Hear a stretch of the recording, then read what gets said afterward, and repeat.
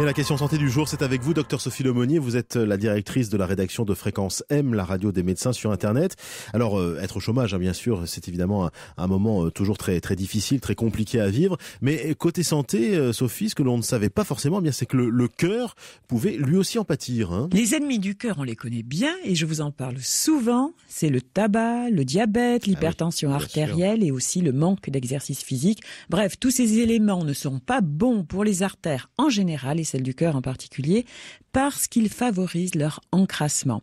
Et quand elles sont bouchées, les artères, c'est l'infarctus ou encore l'attaque cardiaque. Et donc, Sophie, le chômage serait ajouté à cette liste, c'est ça ? Oui, selon une étude américaine qui porte sur près de 14 000 adultes de 51 à 75 ans.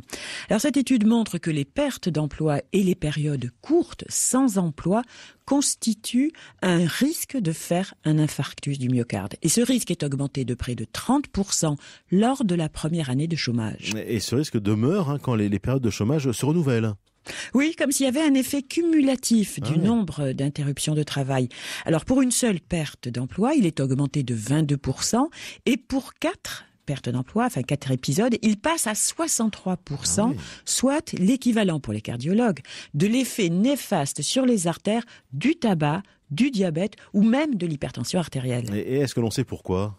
À cause du stress, essentiellement un stress qui joue directement sur les artères du cœur.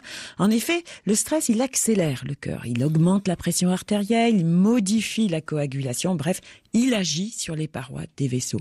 Mais il joue aussi indirectement en augmentant le nombre de cigarettes fumées, par exemple, ou encore d'alcool absorbé ou de nourriture ingérée. Et Sophie, est-ce que les résultats diffèrent selon le type de travail que l'on a perdu ou même le sexe auquel on appartient ? Aucune différence selon le sexe, la race, le type de travail et même le niveau socio-économique ou encore l'âge d'entrée dans la vie professionnelle. Alors pendant les périodes de chômage, surtout si elles se renouvellent, le stress tout seul fait ses dégâts à bas bruit.